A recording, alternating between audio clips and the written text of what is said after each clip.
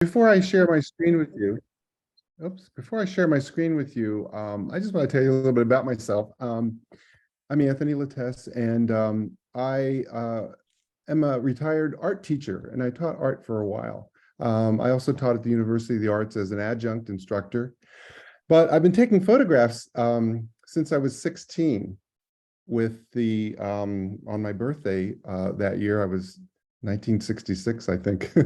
I received a Polaroid Swinger instant, print camera. Did anybody remember those?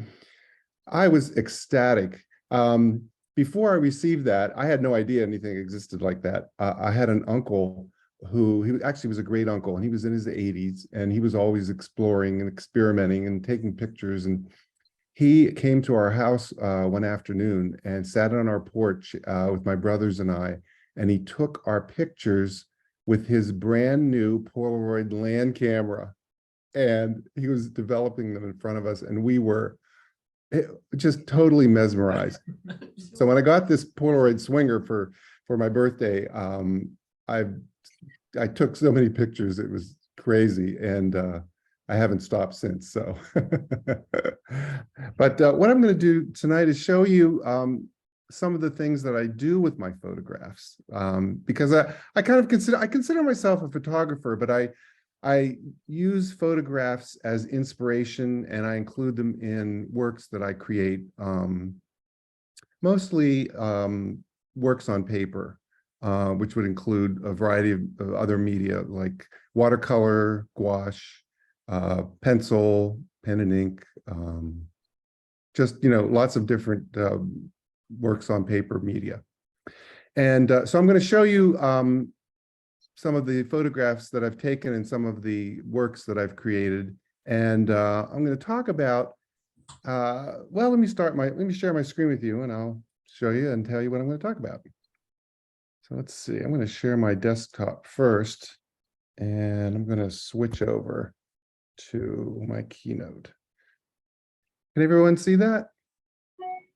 Yes. Good. Okay. If you can't see something or something doesn't seem right, let me know. So I'm going to talk about the photograph as primary medium, and also the photograph as inspiration for new work. And I started using the photograph as my photographs as inspiration for new work about 15 years ago or so, because I love creating art and I love taking photographs, and it was a way of merging the two loves. And so this image that you see behind here is actually a gouache painting that I did during the pandemic. You can kind of see I'm wearing a mask. It's a self-portrait. And I'll show you the photograph that inspired this. And there it is there. This was early in the pandemic when we didn't even have masks. So I wrapped an old t-shirt around my face when I was out one day. And I took this picture because I felt like I just looked so ridiculous. And I thought, you know what, that for me it was kind of scary in a way, because it just looks so bizarre. And I thought that was inspirational in a way for me to create a self-portrait with that mask. But about 10 years ago, there was an exhibit at the Philadelphia Museum of Art. And one of the paintings that they showed was this painting to the right here by Ashil Gorky. And it's the painting of the artist and his mother. But just beside the painting, they showed a photograph that he was inspired by and used to create the painting. And this is the sketch that he made from the photograph. And this is the photograph of he and his mother. And if you look at the photograph side by side with the painting, you can see the painting is almost a literal interpretation of the photograph. There are some changes. He didn't put all of the pattern that's in her dress, in the photograph, in the painting, I mean. And some of the background's a little bit different, but if you look at it, a lot of those elements are there. And I just thought it was a very powerful photograph. I mean, a powerful painting. But when I saw the photograph, I thought, that's really interesting. And I did a little research and I found out that many artists did this in the past and do this actually today. So here are some other examples that I found on the web. So this is a painting by Hendrik Breitner. It's called Girl in the Red Kimono. And you can see this is the painting, and then this is the photograph that inspired it. Again, this painting is a literal interpretation of the photograph. It almost looks exactly the same. There are some differences. But this painting here by Maurice Denis was inspired by this photograph, and it is quite different from the photograph. And this last one here by Henry Evenpol was kind of interesting because the photograph is different from the painting, but it inspired the hat and the clothing of the woman. Even the background was changed. But this photograph inspired this painting. So I kind of thought that was such a cool idea, to use photographs that you take to inspire other work. So what I'm going to do is show you some of my examples of the photograph as a primary medium, where the photograph stands alone, it's the star of the show, and the photograph as inspiration for new work. The photograph may be included in the work, but it also inspired something new and different from the work, from the photograph.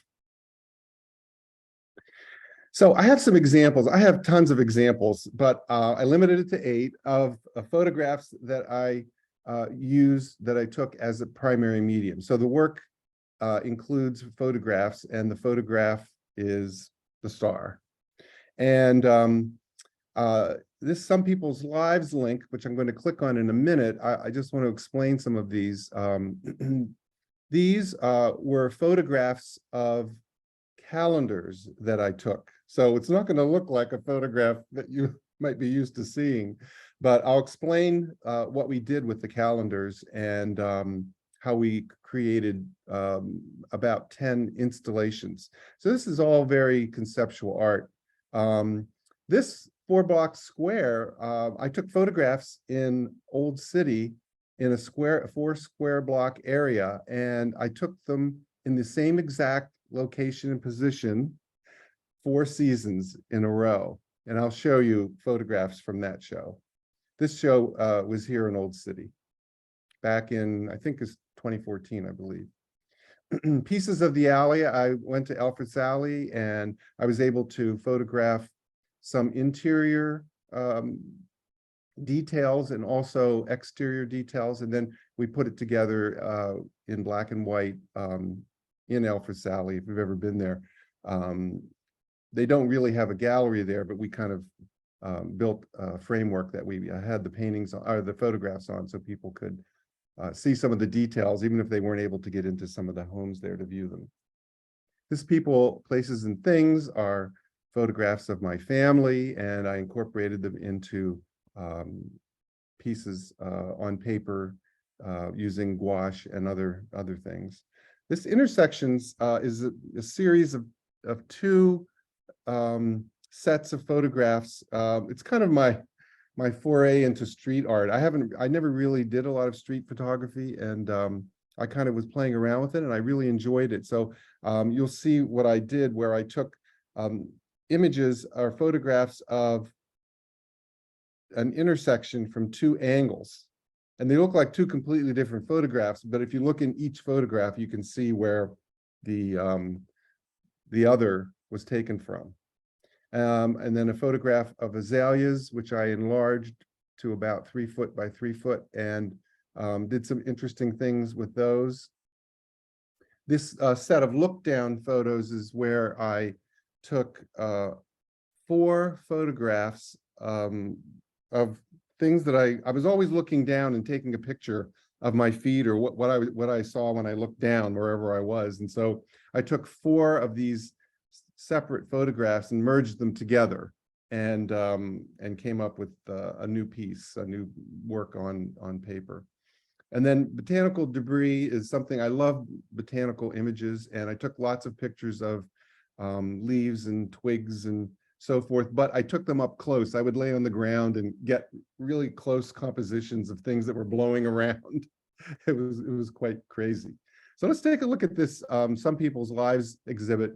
And you know, some of these exhibits or installations are complicated because I always feel like I want the viewer to have to work a little bit at what they are seeing and kind of explore the work. And so, you know, these kinds of shows do that.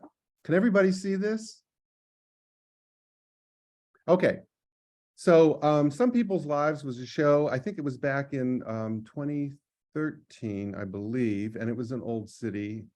And I teamed up with another painter, Judy Breslin, and she and I created this project where we sent calendars to 10 people across the country.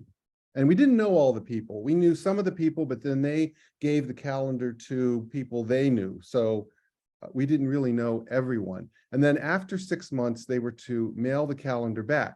Well, while they had the calendars for 6 months, we just asked them to write in each of the cells of the calendar and each day something about their day, kind of like a journal. And wow, the stuff we got told the most amazing stories. Some of it was really sad, some of it was funny. And so what we did then is take these calendars and photograph them. So I have hundreds of pictures of calendar cells that I photographed, and then we blew them up, and some of them I ran through Photoshop and added color to them or filters or whatever. And so we created about 10 different pieces for that show. So for example, these are 4 posters that we created. So you can see we've actually divided up some of the calendar cells and enlarged them. But look at some of the words. I mean, some of this stuff is like people are exhausted and tired, and they're writing very personal things in their work. So to read all of this really takes you on a journey about these folks and so forth. This is these are pieces that we made by photographing every page of the calendar and then putting the calendars back together.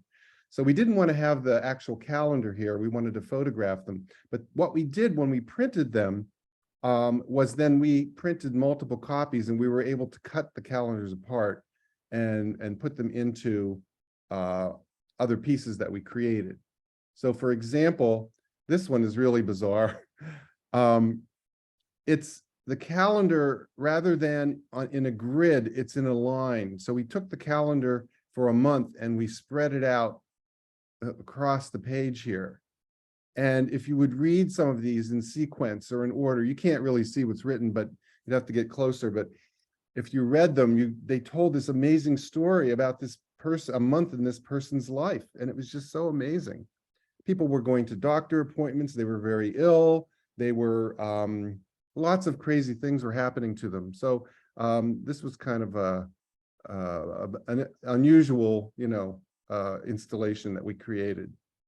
Here are some more posters. These were in bright colors and so forth. And we just enlarged some of the calendar pages. And some pictures of us working to put this all together. One of them, let me see. Oh, here, we can see a little closer here. And even, let me see if I can zoom in, and you might even be able to read some of these. I don't know. Did that get bigger for you? Let's see here. Well, it is hard to read them, but that's what we were shooting for. We wanted people to want to read and explore these works more closely. We wanted to draw them in. And so it was fascinating and fun. And here I am with a glass of champagne next to one of these other pieces that we put together for the show. Okay. And if you have questions, I'll answer some questions at the end if you want to know a little bit more about, what these things mean. This one's called 4 Blocks Square, and as I said, it was 4 blocks, square blocks in Old City, Philadelphia. And again, I teamed up with Judy Breslin, and what we did was we took a photograph in about 10 locations, and we took them over 4 seasons in 1 year. So we positioned the camera in exactly the same place in every location. And we took very mundane kind of photographs of the street. So this is an intersection. I think this is 2nd and Walnut. And this would be summer, fall, winter, and spring. And the thing changed dramatically from one season to the next. This fire hydrant that was there in the beginning actually went away because they were doing some construction. So the whole intersection changed in the course of a year. I also put photographs together in 4 seasons in a different way. In Photoshop, I was able to merge the 4 seasonal photographs into one. So this would be summer, fall, winter, and spring. And I have some here that you can see a little more closely. These were newspaper boxes, and they were on a corner, and I think on Arch Street, near 3rd. And I took, this is summer, this is, let's see, summer, fall, this is fall over here, this is winter, you can see the snow, and spring. But look at the stickers on the back of these things. They changed through the seasons. People would put things on them, other people would take them off. I just thought it was kind of an interesting, study. And let's see, I think I have another one. This one was looking up at a sign that really was in disrepair for a bar and grill at the corner of Front and Chestnut. And this would be summer, fall, this is winter, and then this is spring. And I just wanted to show kind of, you can see the tree in the corner, how that changed over the 4 seasons. And I think there's one more you can see up close. This is the National Park. This is a view from Walnut Street, I think 5th and Walnut, through the fence here. And this would be summer, fall, winter, and spring. So that was 4 Blocks Square. And I'm going to switch back to my program here. Let's go to Pieces of the Alley. This is where I just took photographs in black and white of Alphys Alley, as I said, inside and out. And this is how we displayed them in the, they have like it's not a gallery, they have a store or a storefront where they sell things in Alphys Alley. So they didn't have a place, they didn't want to put nails in the wall or anything like that to hang the photographs. So they built this wooden structure. I think it's from IKEA mostly. They were shelving that was taken apart and used as a backing for the photographs. So we just hung the photographs on there, and then we clipped some lights to shine up and behind. And so let's take a closer look at some of these. So for example, people's steps with worn treads, because some of these houses are very old. I think I have a better photograph. This is some of the brick on the exterior. Oh, this is really cool. The carving, hand carving around some of the beautiful fireplace surrounds in some of the houses was really phenomenal.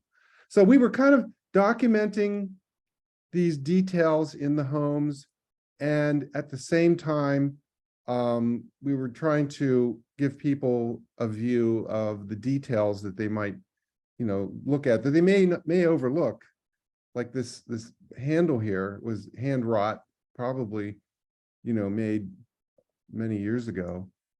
And there's a lot of latches and things that are, oh, not that one. A lot of latches and things that are pretty interesting. This doorknob was interesting because it was off center for some reason. However, it was handmade and placed on the door, it was off center, but one of those details that people may not think too much about.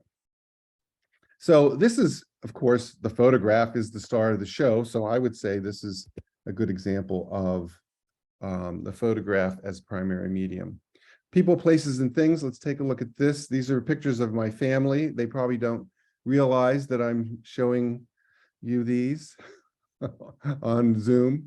But what I did is I took pictures of my family, close-ups, and then in Photoshop, I divided the images into squares. I love the square format. It's kind of like a window, and it's almost like looking into the photograph, peeking in. And I think what it does, it draws your eye to different quadrants of the image. So this is before I actually did anything more to them, but you can see how you begin to look at different parts of the photograph because it's divided that way. But what I did then was to use gouache and watercolor and paint around the outside edge. And then I wrote notes about these family members.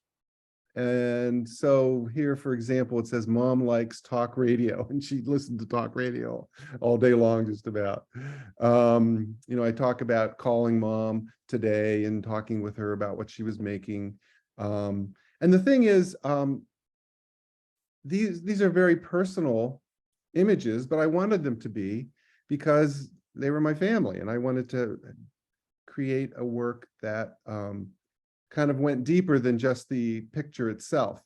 One of the things I did is I outlined the subject with red so that you could really see the face of the person, and then you might read some of the words that were written around the perimeter.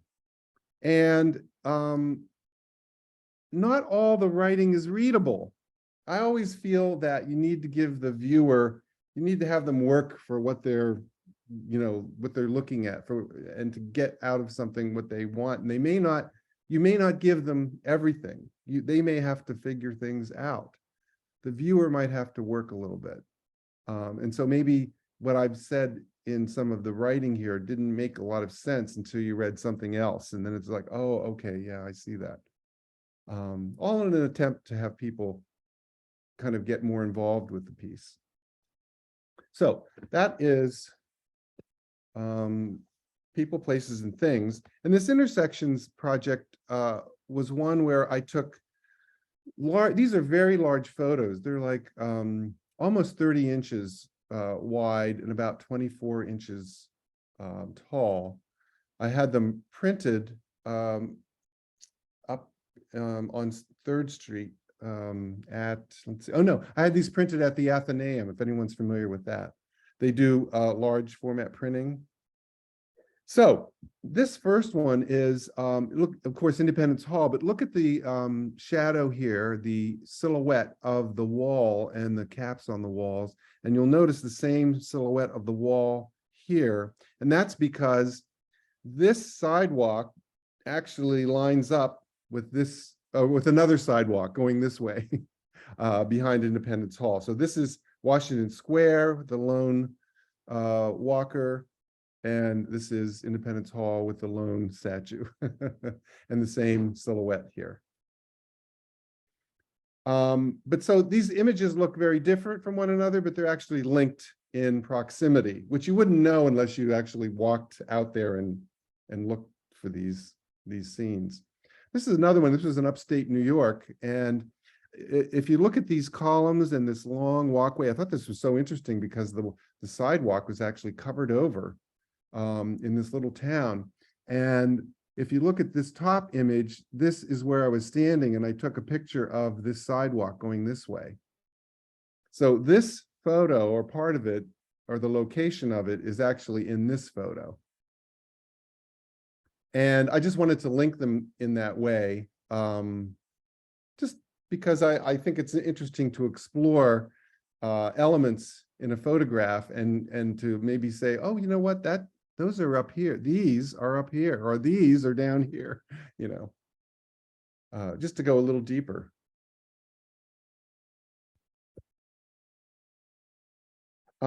This azaleas photo what I did, oops, went to the wrong page here. What I did is I took a photo of these beautiful azaleas out in, a park near me here. I live in Society Hill, and so there are lots of parks and beautiful flowers in the spring. I enlarged the photo, and then I printed it in squares that I pinned together. And I'm going to talk to you about why I did that. But if you look at this pink glow that's coming from behind the photo, can you see how it's glowing pink? And actually, when light is on it, the glow is almost like neon around the outside edge. So what I did was I took each portion of the photo, each square, and I put a piece of pink paper behind it. And then I pinned it diagonally with pins rather than framing it or gluing it or whatever. So I pinned one corner and the other corner. And that allowed the other two corners that weren't pinned to curl. And I'll talk more about this technique because I did a whole show of work like this, where I explored the natural intelligence of the materials. Paper's natural intelligence is interesting. If it gets wet, it curls. If it dries out, it flattens out. If air moves over it and you have it pinned in two locations, it moves and wiggles. So that was I thought that it was beautiful. That's what I wanted to convey is beauty, the beauty of the photos of the flowers by having them close up, and then again with some beautiful color behind them. That's a little better view. So the photo is definitely the star of the show here, and that was azaleas. These look down photos. As I said, I took 4 photos looking down, and I created each of these. And the colors, they were color photographs. So when I put them together in Photoshop, you can change the layer and you can change the opacity. I got these really interesting compositions that were very deep. I mean, if you keep looking at it, you see more and more things, because not everything is right out there. A lot of stuff is obscured, but the colors were very beautiful and warm and kind of interesting. And this is a tomato. And this is my bare foot. And there were some flowers and so forth. But I just like the idea of layers and depth. And of course, I like color also. And let's see. Last, I have a series of photographs called Botanical Debris. And basically what I did is I got a camera with a great macro lens, and I laid on the ground everywhere I went. These are from everywhere. I mean, we go to Maine on vacation. I would take pictures of botanical debris. I'm fascinated with all of the stuff that is swirling around your feet that people don't pay any attention to. We only look at the flowers on the, on the stems or the leaves on the branches, but we don't really realize there's a whole world if you look down. And these compositions are exactly as I saw them. I didn't move things around to improve the composition at all. I just got down there and took pictures. And I really got a lot of really interesting compositions and colors. These colors are so muted and interesting. And some of these fruits, I think these are ginkgo, they're rotting, and some of them are very fresh and new. And you'll see that I use these photos in other works that I do later on.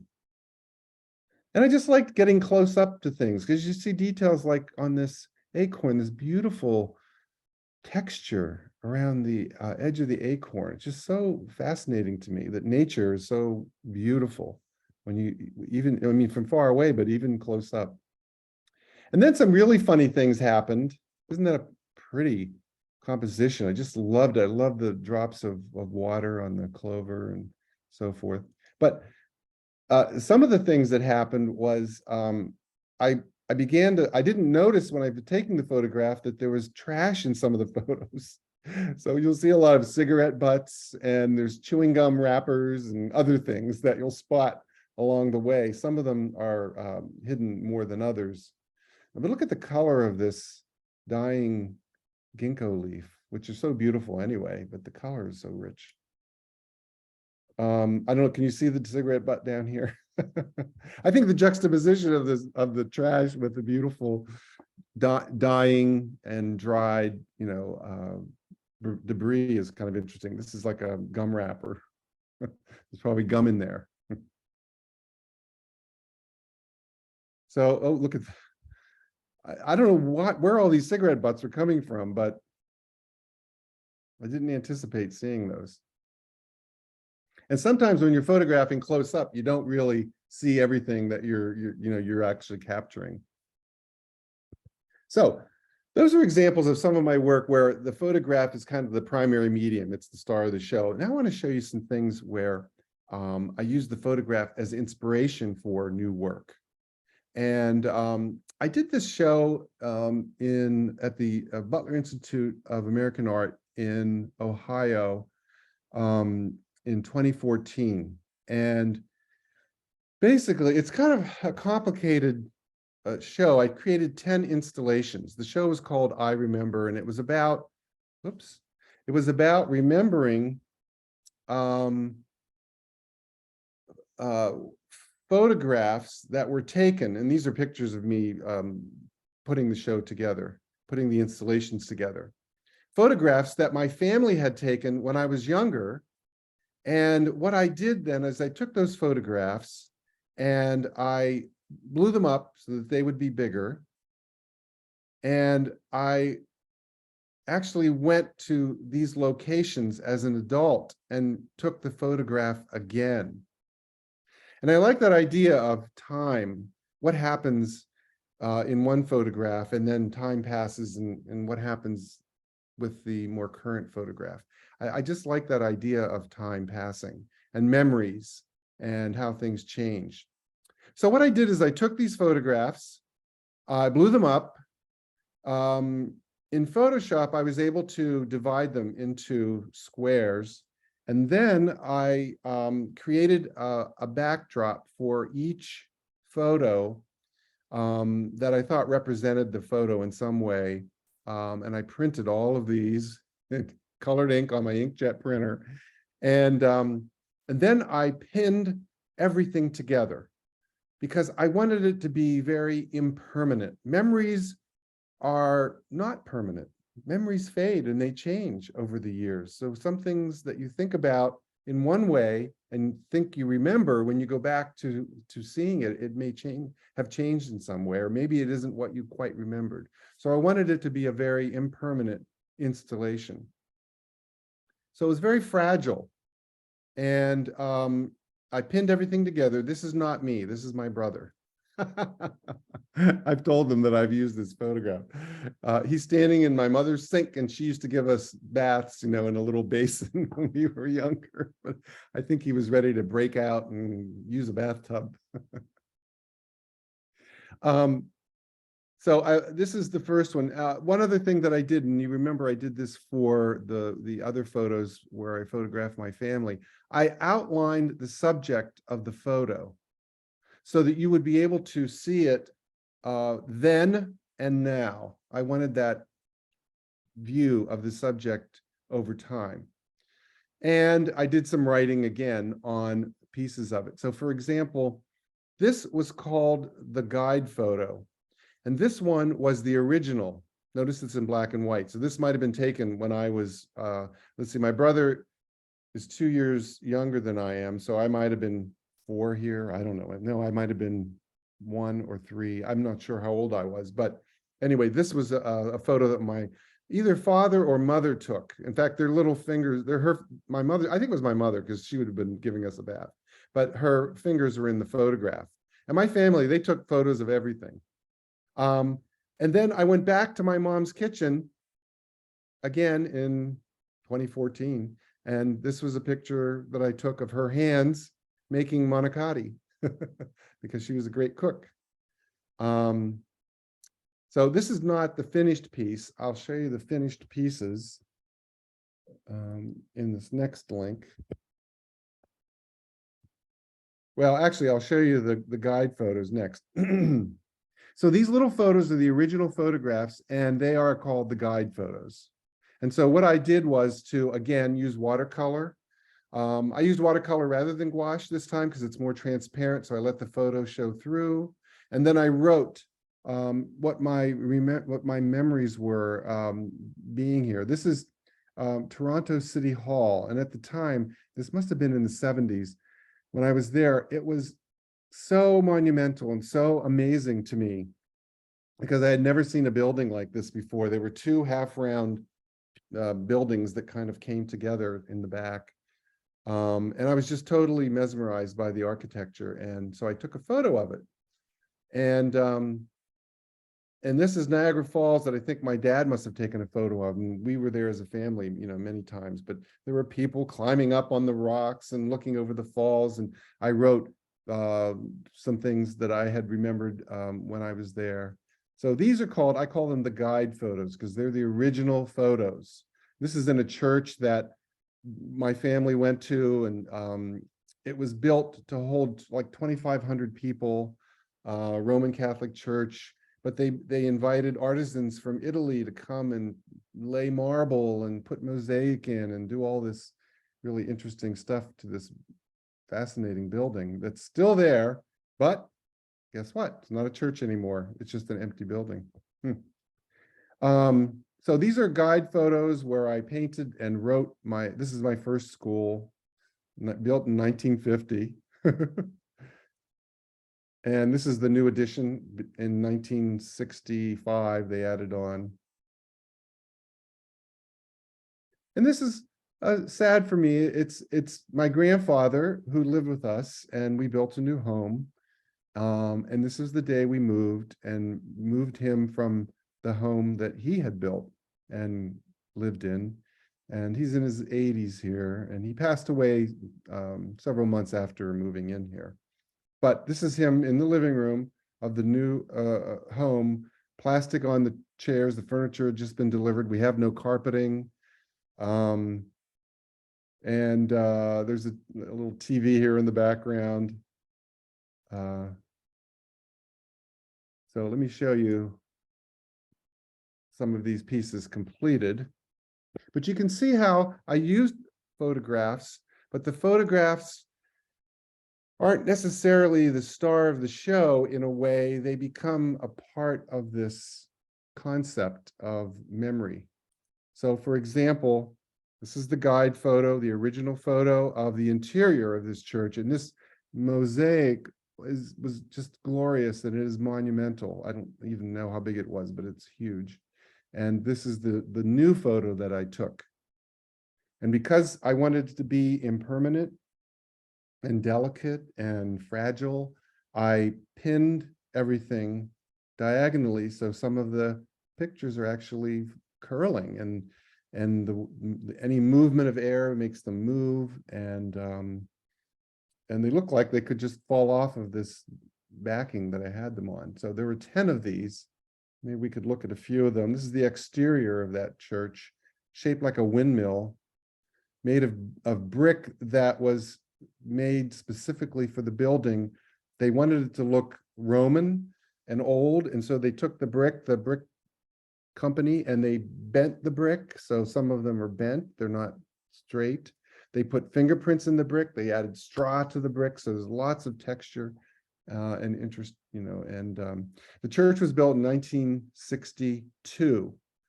And I went to school next door, and I actually remember during recess, I would walk into the church before it was built. And there was nobody there. I don't know, maybe they were on break or whatever, the workers.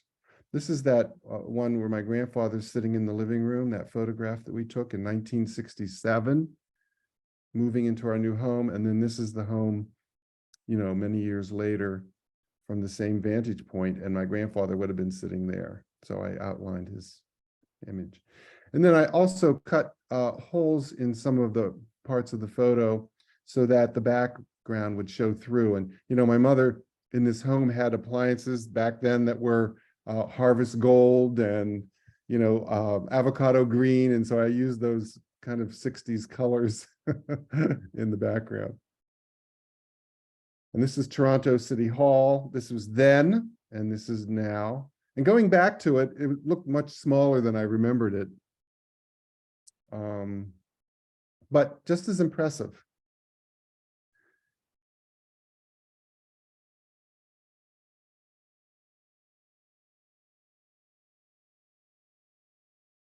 And this is my father's car, and there's me standing beside it. I was probably 4 at the time, and he always had this Ford. Well, he still had a Ford many years later, and there I am as an adult standing next to the car. I remember.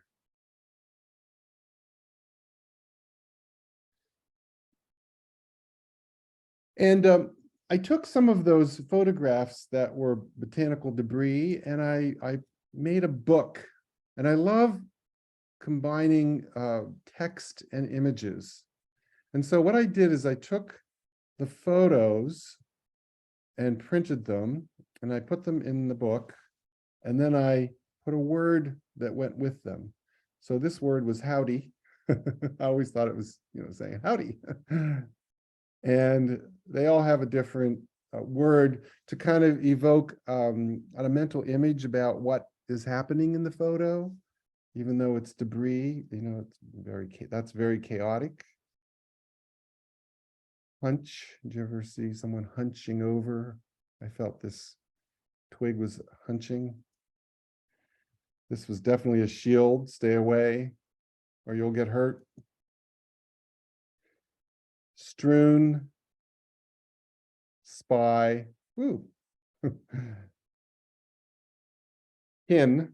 Remember this photo with the ginkgo berries? Here's the teenager.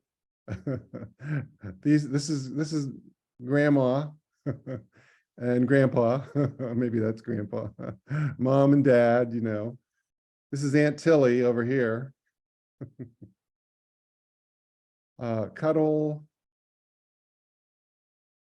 Filigree. And the book, I don't have a picture of it put together, but I actually have the book here. I could show it to you later if you want to see it. I have it.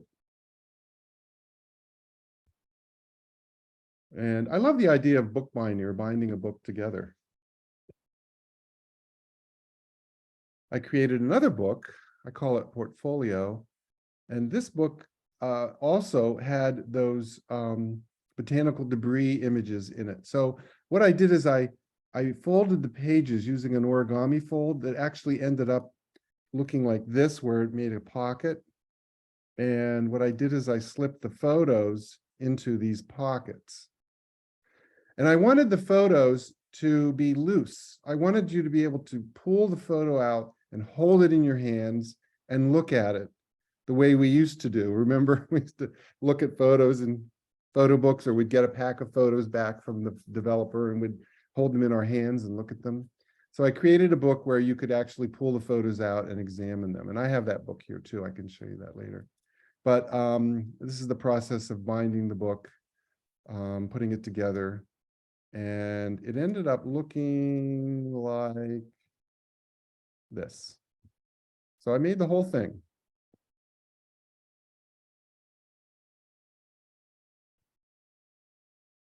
And another example of using a photograph as inspiration for a new work is this Shaker building. Again, I love the idea of squares. I don't know why I love the square format. So what I did is I took a photo of a Shaker building that we had visited. I blew the photo up. I cut the photo into pieces, and then I reassembled them with pins. But the photo is at different, the different pieces are at different levels. So some stick out, some recede. And I just liked the idea that you could look at an individual square and examine some of the detail of these very simple, plain, but beautiful buildings. To kind of draw attention to that. And, I love the idea of manipulating photos and making them into something else. So what I did was I took photos of interesting things, buildings. I guess this was architecture, buildings, and then I manipulated them in Photoshop. So this is out at Penn, and I think this is a hospital that's kind of a part of a hospital connected to Children's Hospital. It's really beautiful and interesting. And I took the photo and I manipulated it so that it became that. And I displayed them one beside the other because I wanted you to see what the original image looked like and then what the manipulated image looked like. So when these were displayed, they were beside one another. It's like this Niagara Falls here. And this is one of the buildings at the Comcast Center.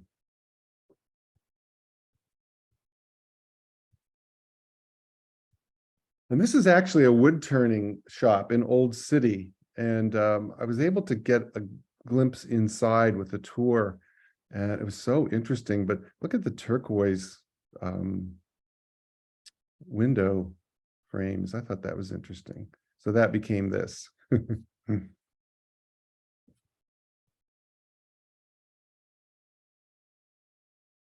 So the photograph is definitely important, but became part of the piece. And then during the pandemic, I know the pandemic is still on. We're still in it, but in the thick of it, when we were inside, I took some of those botanical debris photos, and I was inspired to paint parts of flowers and leaves. So what I did is I made a series of petals. These are just petal paintings, and they're in watercolor. And then a series of leaf paintings. These are 6 paintings of leaves. And then a series of stems. These are paintings of stems. And a series of roots. And I've not displayed these. Oh, and this is a series of grasses. I've not displayed these, but what I want to do with them is I want to put one above the other. So for example, there will be petals, and then leaves, and then a stem, and a root, and a grass. And I'm going to create 6 of these vertical installations across the wall. And they won't be labeled. I think you'll have to figure out that some things are petals and some things are leaves and some things are stems and roots and trees and roots and grasses, but all inspired by my botanical debris photographs.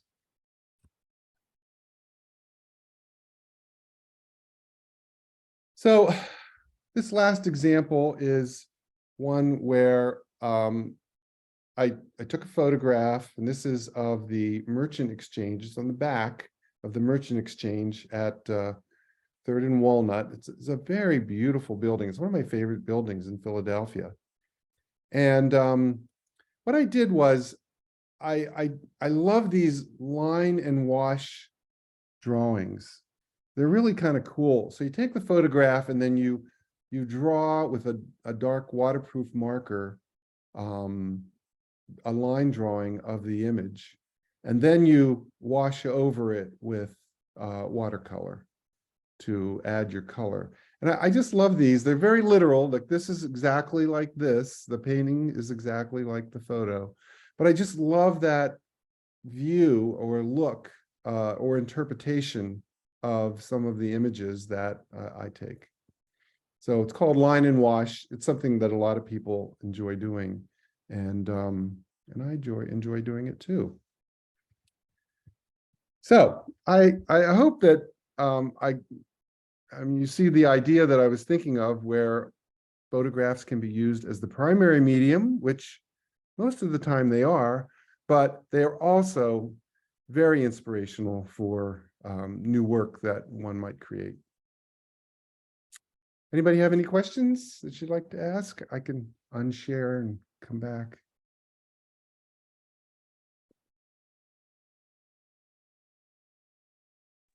I have a question. I think I really liked your geometric shape type photo manipulations. Can you go into how you made those? I probably use Photoshop, but let me think now. I used a program where you can actually go in and pick a point in a photo image and drag it. And then and I'm trying to think of the name of the program. It may not have been Photoshop, but I wonder if you can't do something like that in Photoshop with a filter where you can swirl things. Does anybody know? I mean, I have to think of the name of the program. It might have been, I don't remember, but I could get it for you. I think you're right too, that you could do most anything in Photoshop, even if there's a program. So It must have been Photoshop, because when these were made, that's what I was using. So I think it is Photoshop, but I think it was a filter where you can put your cursor right on the image and drag it, and it just starts to warp and change in different ways. And I use different filters for each of those different, mandalas or whatever it created. I hope that helped. yeah, thank you. No, you're welcome. Anyone else have any questions or comments before we finish up?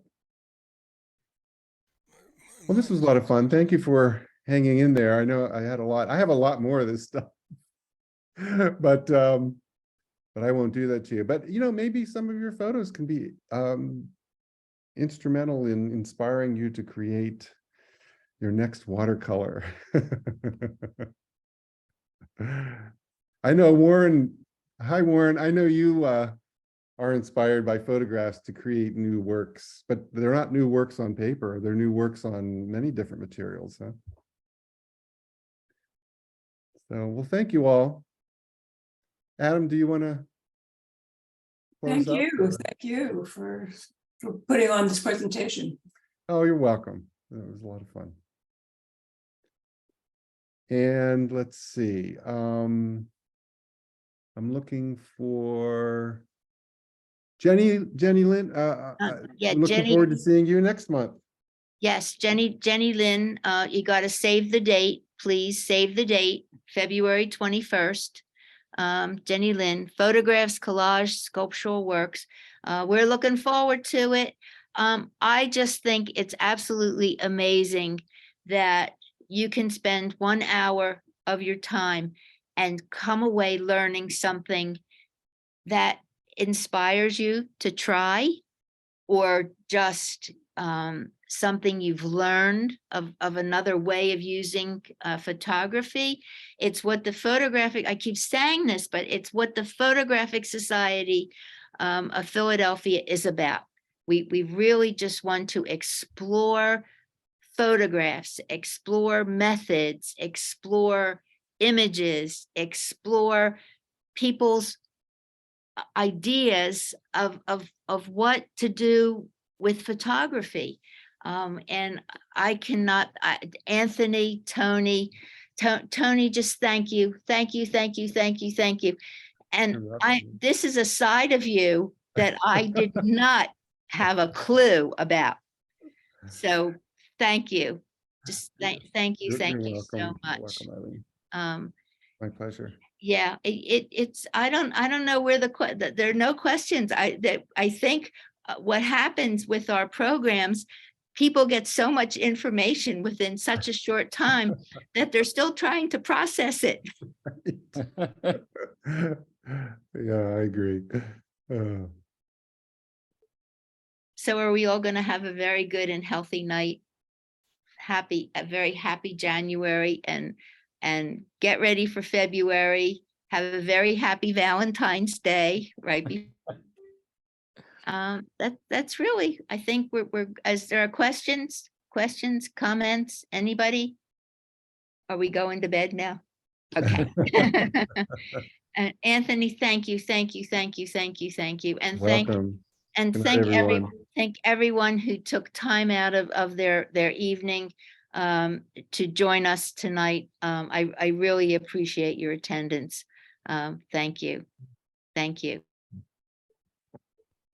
And I believe John Basili said thank you. You're welcome, John. Okey doke, goodbye. Bye-bye. Good night.